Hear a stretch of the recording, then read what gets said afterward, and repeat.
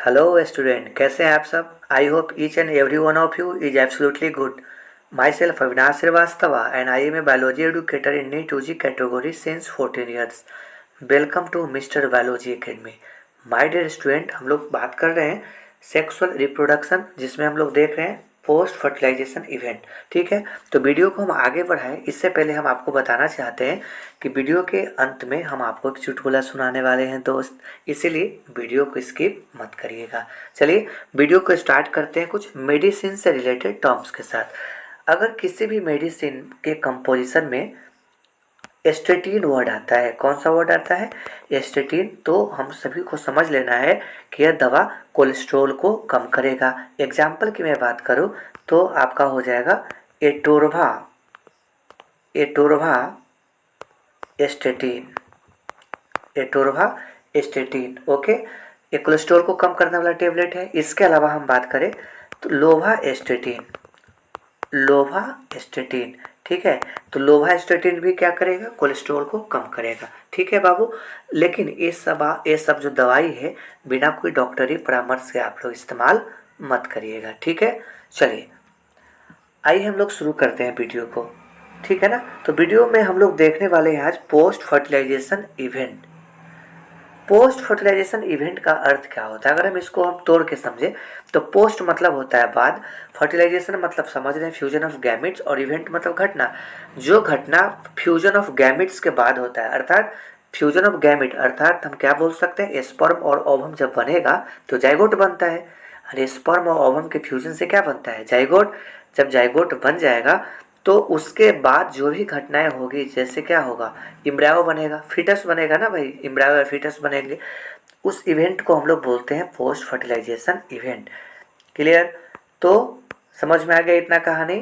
क्या लिखा हुआ है कि these are event after the formation of zygote. Zygote के बनने के बाद का जो घटनाएं होती है उसे हम लोग बोलते हैं पोस्ट फर्टिलाइजेशन इवेंट। अब हम सबको देखना है भाई जाइगोट क्या होता है।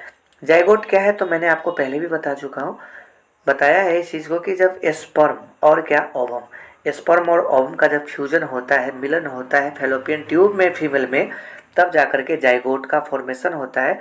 और ये जाइगोट धीरे धीरे धीरे धीरे माँ के गर्भ में, अगर एक्सटर्नल फर्टिलाइजेशन है तो माँ के गर्भ के बाहर यानी फीमेल बॉडी के बाहर, अगर इंटरनल फर्टिलाइजेशन हुआ है तो फीमेल बॉडी के अंदर इस जाइगोट का डेवलपमेंट होगा। और इस जाइगोट के डेवलपमेंट से क्या बनेगा? इम्ब्रायो और फीटस बनेगा, भ्रूण बनेगा। ओके, तो आइए समझते हैं फिर नेक्स्ट क्या है कि development of zygote depend upon the life cycle of the organism. कि जाइगोट का डेवलपमेंट कैसे होगा, जाइगोट का विकास कैसे होगा, ये अब किस बातों पर निर्भर करता है? तो आप क्या जवाब दीजिए? निर्भर करता है लाइफ साइकिल ऑफ ऑर्गेनिज्म, यानी ऑर्गेनिज्म का लाइफ साइकिल कैसा है, हैप्लोन्टिक है, डिप्लोन्टिक है, उस पर निर्भर करता है। ओके, चलिए इसके अलावा वो निर्भर करता है नेचर ऑफ इन्वायरमेंट पे। इन्वायरमेंट का नेचर कैसा है उस पर निर्भर करता है जाइगोट का development. Okay, clear? In fungi and algae zygote develop a thick wall that is resist to desiccation and damage. बहुत बहुत इंपॉर्टेंट लाइन है। फंगी और एल्गी के केस में क्या होता है कि जाइगोट, मान लीजिए जाइगोट है, अपने चारों तरफ क्या बनाता है? एक आवरण बनाता है, एक मोटा आवरण कवरिंग बनाता है। एक कवरिंग क्या करता है?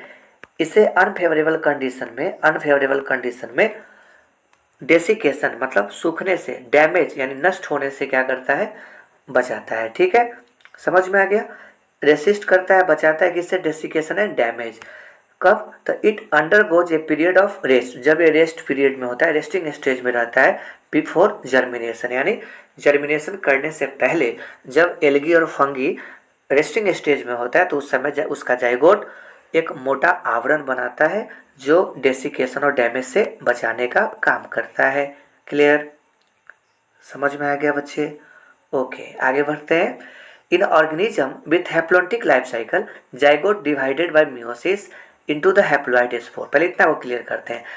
जब किसी ऑर्गेनिज्म का लाइफ साइकिल हैप्लोन्टिक हो, कौन सा ऑर्गेनिज्म है? एल्गी है, ब्रायोफाइटा है, उनमें लाइफ साइकिल कैसा होगा? हैप्लोन्टिक लाइफ साइकिल होगा। हैप्लोन्टिक लाइफ साइकिल कहने का मतलब 11th में पढ़ेंगे कि उनके लाइफ साइकिल में जो डोमिनेंट फेज होता है वो गैमेटोफिटिक होता है, यानी गैमेट बनाने वाला जो फेज होगा वो डोमिनेंट फेज होता है। ठीक है, तो गैमेटोफिटिक फेज जो होगा वो हैप्लॉइड वाला होता है, ठीक है ना। अभी आप याद करिए इतना चीज, ठीक है। इन organism with haplontic life cycle, zygote किसके द्वारा डिवाइड करेगा, मियोसिस। अगर किसी ऑर्गेनिज्म का लाइफ साइकिल हैप्लॉन्टिक है दोस्त, तो उसमें जाइगोट क्या होगा, मान लीजिए जाइगोट है, उसमें क्या होगा, मियोसिस होगा। क्या होगा, मियोसिस होगा। और जब मियोसिस हो जाएगा ना, इसको हम लोग बोलते हैं जाइगोटिक मियोसिस, ओके। जब मियोसिस हो जाएगा तब क्या बनेगा, स्पोर बनेगा। क्या बनेगा, स्पोर। और जब मियोसिस हो रहा है तो बनने वाला जो स्पोर होगा तो सबको मालूम है ना पहले से, एन होगा, हैप्लॉइड होगा। अगर सेल में मियोसिस हो रहा है तो नया प्रोडक्ट जो बनेगा, नया डॉटर सेल बनेगा, वह कैसा बनेगा, अगुणित बनेगा, हैप्लॉइड बनेगा। ये तो रूल है, ठीक है। तो क्या बनेंगे, हैप्लॉइड स्पोर का फॉर्मेशन हो जाएगा, हैप्लॉइड स्पोर का फॉर्मेशन हो जाएगा, ठीक है। हैप्लॉइड स्पोर बन गया, क्लियर हो गया, ठीक है। चलिए हैप्लॉइड स्पोर बन गया, और ये हैप्लॉइड स्पोर क्या करेगा, जर्मिनेट करके ग्रो करके नया इंडिविजुअल बना देगा, यानी grow into new individual. Grow into क्या, न्यू इंडिविजुअल, ओके। चलिए क्लियर हो गया। अब इसी का अगर उल्टा बात करेंगे कि भाई अगर किसी ऑर्गेनिज्म का लाइफ साइकिल क्या हो, डिप्लोंटिक फेज वाला हो, तो उसमें उनके जाइगोट, मान लीजिए हम लोग का लाइफ साइकिल में क्या आता है, डिप्लोंटिक फेज आता है, डिप्लॉइड बॉडी है ना हम लोग का भाई। तो हम लोग के जाइगोट में क्या होता है, मियोसिस नहीं होता है, माइटोसिस होता है। क्या होता है, माइटोसिस। और हम लोग के जाइगोट में जब माइटोसिस होता है तो इसको हम लोग बोलते हैं क्लीवेज। इस माइटोटिक लाइक डिवीजन को क्या बोलते हैं, क्लीवेज बोलते हैं। अगर नहीं समझ में आ रहा है क्लीवेज क्या होता है, माइटोसिस और क्लीवेज में क्या डिफरेंस है, तो हम आपको चैप्टर 3 में बात करेंगे, ओके। तो डिप्लोंटिक लाइफ साइकिल वाले ऑर्गेनिज्म में क्लीवेज होता है, या आप कह सकते हैं कि माइटोसिस होता है। तो बनने वाला जो शरीर होगा, बॉडी होगा, वो कैसा होगा, डिप्लॉइड। हम लोग का बॉडी कैसा है, डिप्लॉइड है, ठीक, क्लियर हो गया। चलिए, sexually reproducing organism begins life as a zygote.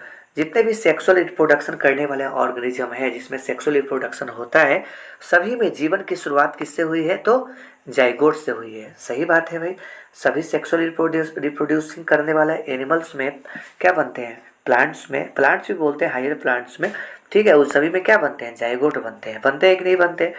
Zygote is a vital link, zygote connecting link है, कनेक्ट करता है, वाइटल लिंक होता है किसके बीच का, तो organism of one generation to next, ठीक है। मान लीजिए कि ये पेरेंट है, ये मदर है, इन मदर में क्या बना, जाइगोट बना। इस मदर को हम लोग मान लेते हैं जनरेशन फर्स्ट। क्या मान लेते हैं बाबू, जनरेशन फर्स्ट, ओके। तो जनरेशन फर्स्ट है, तो अगर जनरेशन फर्स्ट है तो इस मदर से जो जाइगोट बनेगा वो धीरे धीरे क्या बनाएगा, इम्ब्रायो बनाएगा, फीटस बनाएगा। फीटस का डिलीवरी होगा, फिर नया बच्चे आ जाएंगे धरती पे। अब इसको हम लोग मानते हैं जनरेशन सेकेंड, ओके। अब देखिए ये जाइगोट जो होता है, ये जो जाइगोट बना हुआ है बाबू, वो क्या कर रहा है कि जनरेशन 1 और जनरेशन 2 को क्या कर रहा है, कनेक्ट कर रहा है। ए माँ बाप का जो जनरेशन है पहला है, हम लोग आगे सेकंड जनरेशन हो गया, हो गया कि नहीं हो गया, मान लीजिए ना। तो इसके बीच में कौन सा कनेक्ट कर रहा है, इसके बीच में कनेक्ट कर रहा है जाइगोट। तो इसीलिए कह सकते हैं कि जाइगोट वाइटल लिंक बनाता है organism of one generation to the next, clear.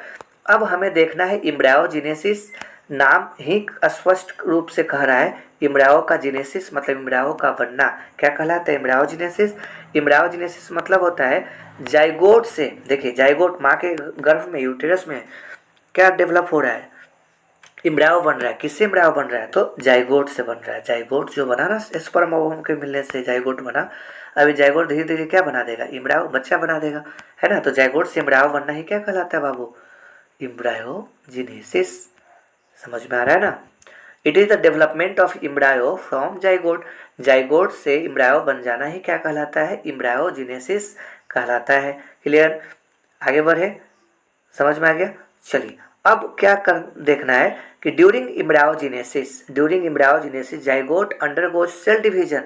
Embryo देखिए जाइगोट है, अभी जाइगोट में सेल डिवीजन नहीं होगा, सीडी लिख देते हैं शॉर्ट में। सेल डिवीजन नहीं होगा तब तक यहाँ पे सेल्स नहीं बनेंगे, सेल्स डिवाइड नहीं होंगे। तो जाइगोट से इम्ब्रायो बनाने के स्टेज में इम्ब्रायो है, उसके बीच में क्या देखने को मिलता है, सेल डिवीजन। आज सेल डिवीजन हुआ तो आप नंबर ऑफ सेल्स देख रहे हैं कि बहुत ज़्यादा बना हुआ है। अब ये जो बहुत सारा सेल्स है ना बाबू, बहुत सारा जो सेल्स आपको दिखाई दे रहा है ना, इसमें से पार्टिकुलर ग्रुप ऑफ सेल्स क्या होंगे, स्पेशलाइज्ड हो जाएंगे और टिश्यू बना देंगे। मान लो कि एक टिश्यू इधर बन गया ए मिल करके बना दिया बी, अब ये जो टिश्यू है खास प्रकार का ऑर्गन बनाएगा, ये जो टिश्यू है ये भी खास प्रकार का ऑर्गन बनाएगा। अब ये जो यहाँ पे स्पेशलाइजेशन हो रहा है सेल्स का इनटू द टिश्यू, इस प्रोसेस को हम लोग क्या बोलते हैं? इस प्रोसेस को हम लोग बोलते हैं सेल डिफ्रेंसिएशन। यहाँ पे क्या देख रहे हैं? सेल्स डिफ्रेंशिएट कर जा रहा है पार्टिकुलर ऑर्गन बनाने के लिए, टिश्यू सिस्टम बनाने के लिए। ठीक है, तो आप समझ में आ गया सेल डिफ्रेंसिएशन, सेल डिवीजन। तो सेल डिवीजन के कारण क्या होता है? तो सेल का नंबर बढ़ता है। हम देखते हैं पहले क्या चीज़ है। During the embryogenesis zygote undergoes cell division. Clear है, जाइगोट में सेल डिवीजन होगा। कौन सा सेल डिवीजन होगा बाबू? माइटोसिस होगा। और कौन सा प्रोसेस होगा? Cell differentiation. Cell division increase the number of cell. Just मैंने भी आपको बताया सेल डिवीजन के कारण कोशिकाओं की संख्या में बढ़ोतरी होती है इम्ब्रायो में। ठीक है, in the embryo cell differentiation causes the modification of group of cells. यहाँ पे क्या होगा? सेल डिफरेंशिएशन में मॉडिफिकेशन हो जाता है। किससे मॉडिफिकेशन हो जाता है? ग्रुप ऑफ सेल्स में। यानी अभी जस्ट मैंने आपको समझाया, मॉडिफिकेशन हो जाता है ग्रुप ऑफ सेल्स में। ठीक है, इनटू द वेरियस टिश्यू। और क्या बना देते हैं? अलग अलग प्रकार का टिश्यू बना देते हैं। जो टिश्यू ऑर्गन्स बनाते हैं ऑर्गेनिजम्स का। टिश्यू के मिलने से क्या बनता है? टिश्यू सिस्टम, ऑर्गन बनते हैं। Clear? Based on the place of embryo development animal is of two type. यानी जाइगोट का डेवलपमेंट कैसा हो रहा है, इम्ब्रायो कहाँ पे बन रहा है, फीमेल बॉडी में बन रहा है, बाहर बन रहा है, कहाँ पे बन रहा है, इम्ब्रायोनिक डेवलपमेंट के आधार पे हम लोग कह सकते हैं कि एनिमल कितने प्रकार के होते हैं? दो प्रकार के होते हैं। एक होते हैं ओविपेरस, वैसा जंतु, वैसा एनिमल जो अंडा को देता है, उससे हम लोग बोलते हैं ओविपेरस। और दूसरा होता है विविपेरस, वैसा जंतु, वैसा स्तनधारी जो बच्चे को जन्म देते हैं, शिशु को जन्म देते हैं, उससे हम लोग बोलते हैं विविपेरस। ठीक है, क्लियर? एनिमल ले फर्टिलाइज और अनफर्टिलाइज्ड एग। वैसा एनिमल्स जो निषेचित अंडा, फर्टिलाइज्ड अंडा और अनफर्टिलाइज्ड एग। याद है ना, हनी बी, हनी बी जो है फर्टिलाइज्ड अंडा को भी देती है और अनफर्टिलाइज्ड, हनी बी जो है मधुमक्खी दो प्रकार का अंडा देती है ना, फर्टिलाइज्ड एग और अनफर्टिलाइज्ड एग। जो अनफर्टिलाइज्ड एग होता है उससे मेल मधुमक्खी बनता है, जेंट्स वाला, उसको क्या बोलते हैं? ड्रोन, है ना। और इसी इवेंट को हम लोग क्या बोलते हैं? पार्थेनोजेनेसिस। पढ़ा चुके हैं। Development of new individual. देखिए यहाँ पे ड्रोन बन गया ना, मेल मधुमक्खी, जेंट्स मधुमक्खी बन गया। किससे? बिना कोई फर्टिलाइजेशन हुए, अनफर्टिलाइज एग से ही बन गया। इस इवेंट को क्या बोलते हैं? पार्थेनोजेनेसिस।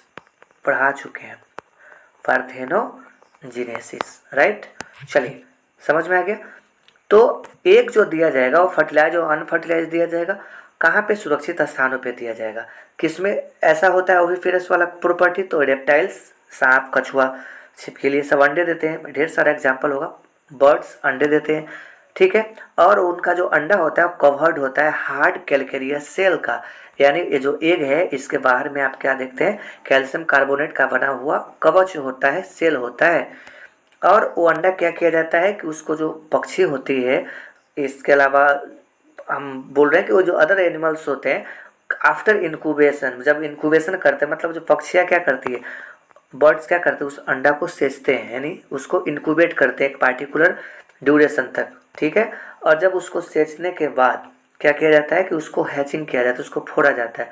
और हैच आउट करने के बाद, हैच आउट हो जाएगा तो उससे बच्चा जो है छोटा सा बाहर निकल जाएगा। ठीक है, निकल जाता है। तो ये जो हमारा कहलाता है वो एनिमल ओविपेरस। ठीक, विविपेरस की मैं बात करूँ तो विविपेरस में क्या होगा कि जाइगोट डेवलप हो जाएगा।